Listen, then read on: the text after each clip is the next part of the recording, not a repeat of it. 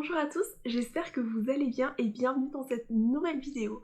Vous êtes sur la chaîne de Wear Hope, moi c'est Alexandra et aujourd'hui je vais vous parler de mes projets couture pour l'automne et pour l'hiver. Je sais que j'ai déjà parlé de mes projets pour cette année en début d'année en faisant le Make 9 2023. J'ai déjà réalisé pas mal de tout ce que je voulais, de tout ce que j'avais prévu dans cette vidéo là. Et dans la vidéo d'aujourd'hui, vous verrez quelques-unes de ces réalisations que je vais enfin coudre. Enfin, je vais vous parler plus en détail des vêtements que je vais coudre, je ne les ai pas encore cousus.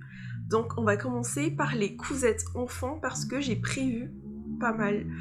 Enfin, pas mal. J'ai prévu quelques cousettes pour ma fille, notamment une cousette pour son anniversaire. J'ai prévu d'upcycler cette combinaison-là. Je vais vous mettre la photo juste ici, parce que je l'ai cousue il y a pas longtemps, mais il se trouve que je ne la porte pas autant que je le veux. Finalement, je trouve que la combinaison ne tend pas très bien sur moi quand je le veux. Encore une fois, c'est un velours Milleray, voilà, qui brille comme ça, voilà, qui brille un peu. Je l'avais cousu spécialement pour les fêtes. Je ne sais plus si c'était l'année dernière ou l'année d'avant. Mais en tout cas, voilà, je l'ai porté 2 à 3 fois à tout casser. Et franchement, je me suis fait la réflexion, si je ne la porte pas aussi souvent que ça, c'est que je ne l'aime pas. J'ai déjà commencé à défaire le bas, voilà, comme ça, pour voir si la combinaison, plutôt la salopette, je vous mettrai le dessin ici, mais je pense que vous la connaissez déjà, c'est la salopette TAO, qui est un patron gratuit de la marque de vêtements Tape à l'œil, et que ma fille adore, donc dès que je vois quelque chose qu'elle aime, je vais la coudre plusieurs fois parce que il n'y a pas grand chose qu'elle aime, voilà. Donc je vais essayer d'upcycler ce vêtement pour réaliser la salopette. Donc je sais que je vais devoir faire quelques ajustements, quelques découpes, parce que tout ne va pas rentrer dedans, du moins le dos, j'ai déjà vu, ne va pas rentrer sur une jambe. Donc je vais devoir faire des ajustements, mais ce n'est pas grave. Ça, c'est quelque chose que j'ai envie de coudre pour son anniversaire, pour qu'elle puisse le porter à l'école. Je vais vous montrer la pile de tissus que j'ai pour ma fille. Alors vous remarquerez, ce sont tous des lainages. Alors je vais faire un abus de langage, je ne sais pas s'il y a de la laine dedans ou pas, mais en tout cas ce sont des tissus pour manteau, donc je vais dire lainage sans pour autant être sûre que ce soit de la laine. Voilà, c'est dit. Bon, le premier, c'est une gabardine que j'avais achetée chez Benitex. Donc il s'agit d'une chute de tissu dont j'ai cousu un pantalon pour moi et pour mon chéri dedans. Il en reste encore un peu. Je vais faire encore une fois une salopette pour ma fille dedans. Cette fois-ci, je vais modifier un peu les jambes. Je vais la rendre un peu plus slim pour que ça lui convienne mieux, parce que le tissu est assez rigide et contient un tout petit peu d'élastane. Je pense que c'est juste 2%, mais de quoi être à l'aise dedans. Donc ça sera pas vraiment slim, mais un petit coupe môme, un peu plus, je sais pas, un peu plus carotte, moins droit que ce que le patron est. Je vous remettrai bien sûr l'image de la salopette en question, même si je l'ai montré juste avant, ce n'est pas grave. Mais c'était pour que vous voyez bien donc de quoi je parle, pourquoi je veux un peu plus affiner les jambes pour que ça lui plaise mieux. Je vais la coudre dans la taille 12 ans. Ce patron va de la taille, il me semble, 2 à 14 ans. Donc là, en ce moment, dernièrement, je lui ai cousu la taille 10 ans, mais je ne sais pas, je vais voir. Je pense que je vais coudre dans la taille 12 ans, mais peut-être que j'aurai un petit souci sur la longueur, donc à voir. Je vous mettrai ça dans le prochain bilan couture pour les détails et pour la taille que j'ai choisie finalement. Ensuite, donc, dans ces deux tissus-là, dans ces deux lainages-là qu'on m'a offert, j'ai tout juste 1 mètre de chaque sur à peu près 1,40 m de largeur. Donc dans 1 mètre, je n'ai pas assez pour faire un manteau. Je vais donc lui réaliser un manteau bicolore. Je ne sais pas encore si ça va sortir comme ce que j'ai dans ma tête, mais en tout cas j'ai envie de jouer avec ces deux couleurs-là. Je pense que vous avez la bonne couleur à la caméra. Et on va voir si ce que j'ai en tête va sortir. Je ne sais pas encore quelle doublure je vais utiliser parce que je n'ai pas acheté de doublure spécifiquement pour ces deux tissus-là. Comme ce sont des tissus qu'on m'avait offerts, ce n'était pas prévu dans les tissus que j'avais achetés auparavant. Et comme cette année, j'ai envie de ne pas acheter autant que possible, j'ai tenu parole jusque-là. Enfin, pas cette année, mais depuis mes derniers achats. J'ai envie de vider un peu mon stock. Je vais essayer de vous filmer un peu mon stock de tissus pour vous montrer à peu près ce que j'ai. En termes de tissus, de gros coupons. Je ne vais même pas vous montrer les petites chutes, enfin les grosses chutes que je garde encore parce que ça c'est stocké ailleurs. Je vous mettrai la photo ici pour que vous voyez, enfin pour que vous compreniez pourquoi je n'ai pas envie d'acheter d'autres tissus. Mais en tout cas voilà, je vais faire un mélange de ces deux-là, un manteau bicolore. Et je vais réutiliser ce patron. Voilà. C'est un patron que j'ai déjà utilisé l'année dernière pour lui coudre un manteau, sauf que je l'avais réalisé dans la taille 140 et le patron est déjà trop petit. Cette fois-ci, j'ai décalqué la taille 158, j'ai regardé sur le patron, ça m'a l'air un peu grand, mais franchement, je préfère que ce soit un peu trop grand et que ça fasse un patron loose sur elle que l'effet inverse. Je vais quand même passer pas mal de temps dessus. Déjà que j'ai passé pas mal de temps pour le décalquer, j'ai envie qu'elle le garde longtemps, j'ai envie qu'elle puisse le mettre cet hiver et l'hiver prochain si possible, si elle l'aime encore aussi. Mais voilà, c'est pour ça que je couds pas beaucoup pour ma fille parce que j'ai pas envie de passer beaucoup de temps dessus et qu'elle le porte à peine. Et enfin, le dernier lainage, il s'agit de ce tissu bleu. À la caméra, il m'a l'air un peu plus clair, mais je vous rassure, il est plus foncé. C'est plus du bleu marine. Comme j'ai ma ring light juste derrière ma caméra, je pense que c'est pour ça que c'est un peu plus clair. Mais c'est plus du bleu marine. Donc dans ce tissu, j'ai 1m70 sur 140 cm et je vais lui coudre une cape. Je vais suivre le tuto de Hello Supérette. J'avais déjà cousu une cape pour ma fille dedans. Je vais réitérer l'expérience parce que ça m'a beaucoup plu, ça a beaucoup plu à ma fille. C'était très facile à réaliser, le pas à pas est facile à suivre. Donc pourquoi pas, je vais refaire cette fois-ci à ses mensurations actuelles. Je précise que ce tuto est un tuto pour les adultes, mais je vais essayer de faire aux mensurations de ma fille, je prendrai des notes et si ça vous intéresse, je partagerai les modifications que j'ai faites sur les mesures qu'ils avaient qu'ils donnent dans le tuto par rapport à ce que moi j'ai fait. Voilà, n'hésitez pas à me le dire dans les commentaires si ça vous intéresse. Et donc voilà, les cousettes pour ma fille. Maintenant, on va passer aux cousettes que j'ai prévues pour moi cet hiver. Alors, le premier qui est dans ma liste, dans les Make 9 de cette année, j'ai prévu de me coudre un manteau dans ce lainage que j'ai acheté chez Stop Tissu l'année dernière. Je l'avais déjà présenté dans un réel sur Instagram. C'est un lainage avec des petits...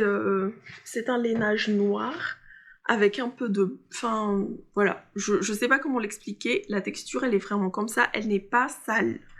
Je le précise, je vais juste la décatir. Je ne l'ai pas envoyée au pressing.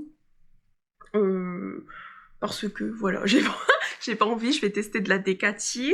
Et la doublure, j'ai acheté celle-ci sur le site de Benitex. Alors je ne sais plus combien elle coûtait, je vais essayer de voir si je la retrouve sur leur site, mais en tout cas c'est une doublure assez satinée que j'adore. J'ai fait exprès d'acheter du vert pour contraster avec le noir. Je trouve que le mélange va très bien. Et puis de toute façon, ça ne se verra pas à l'extérieur, mais je sais pas. Ça m'a beaucoup plu. J'ai vu le tissu, je me suis dit, j'ai envie que ce soit... j'ai pas envie de prendre du noir, ni du bleu marine, ni une couleur terne. Je voulais quelque chose de pimpant, de festif. Et franchement, ce vert, je l'adore. Moi qui n'aime pas du tout le vert, franchement, celui-là, je l'aime beaucoup.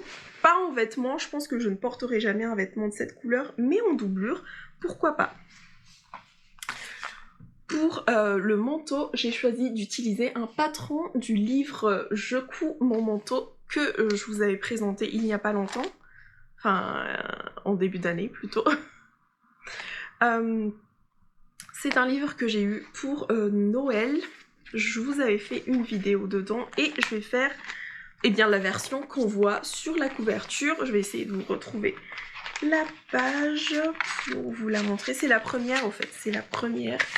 Et c'est la... Voilà. J'adore ce manteau, j'aime beaucoup les manteaux structurés comme ça. J'ai déjà décalqué le patron. Et franchement, c'est la première fois que je mets autant d'annotations sur mes patrons, mais je voulais absolument ne rien manquer. Je voulais toutes les informations. J'ai consciencieusement bien décalqué tout ce qu'il fallait sur le patron et je suis bien contente. Je l'ai décalqué dans la taille 48. Je rentrais pile poil dans cette taille-là. J'ai essayé de mettre... Enfin, j'ai superposé le patron du trench là-dessus pour voir à peu près si dans la largeur ça passait. Et normalement, la taille 48 devrait être bien pour moi. Je vous en dirai des nouvelles une fois cousu, mais normalement, ça devrait aller. Alors, j'ai 3 mètres de tissu, que ce soit pour la doublure ou pour le tissu principal. Et je ne sais plus si tout va rentrer. On va vérifier ça tout de suite. Mais je crois que... Normalement, oui. Alors, pour le tissu principal, donc, il donne la formation pour la taille 48. On aura besoin de 267 cm de caban sur une largeur de 1,55 m. Donc, je rentre largement. Et pour la doublure, 320 sur 110. J'ai 3 mètres, donc il me manquera 20 cm. Je pense que je pourrais quand même faire rentrer... Je ferai en sorte... De toute façon, je n'ai pas le choix. Mais je ferai en sorte de tout faire rentrer dedans. Oui, parce que j'ai bien 110 cm de largeur. Donc je ferai en sorte de faire rentrer tout dedans. Ça serait vraiment dommage s'il me manquait vraiment les 20 cm qu'il me fallait. Mais de toute façon, j'ai pas le choix. J'ai pas le choix, j'ai les 3 mètres, je n'ai pas plus. Je tâcherai de bien repasser déjà mon tissu avant de découper dedans pour ne pas perdre pour ne perdre aucun millimètre de mon tissu, mais voilà. Ensuite, je vous ai fait la présentation de ce livre il n'y a pas longtemps et je vais me coudre la combinaison qui se trouve sur la couverture.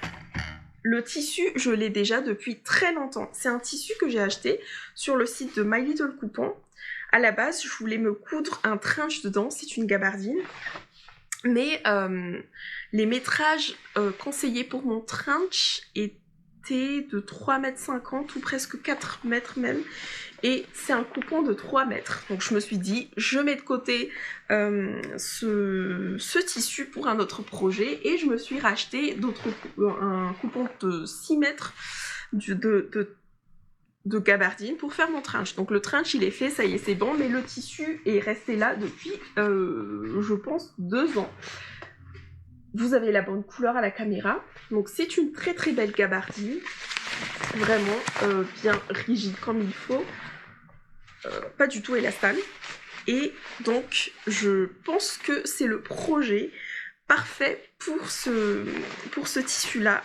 C'est un coupon que je chéris, que je voulais garder pour le projet parfait. J'ai toujours voulu faire une combinaison dedans à la place du trench. Je me suis dit ça serait trop bon combinaison et je voulais la combinaison parfaite, une combinaison structurée parce que le tissu est rigide. Donc je me suis dit si c'est une combinaison qui doit être faite dans un tissu fluide, ce sera une catastrophe dedans. Mais là je pense que j'ai le patron parfait pour coudre ce tissu et j'ai tellement hâte de commencer la couture. Vous ne savez pas à quel point j'ai hâte. J'ai attendu de tourner cette vidéo pour pouvoir découper dans mon tissu. J'ai déjà décalqué le patron. Encore une fois, j'ai bien annoté, j'ai mis tout ce qu'il fallait sur le patron. En plus, sur ce patron-là, j'ai fait pas mal de modifications. Enfin, j'ai mis le patron à ma taille. Comme vous le savez, pour les pantalons, je dois faire des modifications au niveau de la fourche, au niveau de la longueur si la stature est d'1,70 m et aussi au niveau de la taille parce que moi je dois faire la taille 46 en allant vers la taille 42 en général pour les pantalons. Donc voilà toutes les modifications que j'ai apportées. Je vous en dirai un peu plus dans le bilan couture. Mais en tout cas, je suis très contente de coudre, d'enfin coudre ce tissu. L'avant-dernier projet, il s'agit de ce tissu que j'ai acheté chez Tissu Emers. Je vous l'avais présenté dans le dernier haul tissu et je vous ai pas parlé du projet que je voulais coudre dedans, mais je vous ai mis la photo, enfin du moins le modèle de pantalon que je cherchais. Et donc j'ai trouvé le patron que je vais hacker, oui, parce que je n'ai pas envie d'acheter encore un tissu. J'ai pas envie d'acheter un autre patron. Il y a le patron I Am Knut de I Am Patterns, qui est un patron de pantalon à pont. Et donc je vais hacker ce patron pour réaliser mon pantalon de rêve dedans. Je sais, enfin, j'espère ne pas terminer les 2 mètres. Il me semble que j'ai acheté 2,70 m, mais je ne suis pas sûre. On verra, je verrai à la découpe. J'ai pas envie de re-regarder le haul tissu pour me rappeler de combien exactement j'ai commandé. Mais en tout cas, je pense que je pourrais faire rentrer 2 pantalons dedans. Comme ce jean qu'emporte et un tout petit peu élastane, j'ai envie de me recoudre un autre pantalon de l'atelier du jeans aussi dedans. Normalement c'est la coupe slim, mais comme il est un peu large sur moi, je pourrais me coudre ce pantalon là, donc dans ce jean là, un jean brut.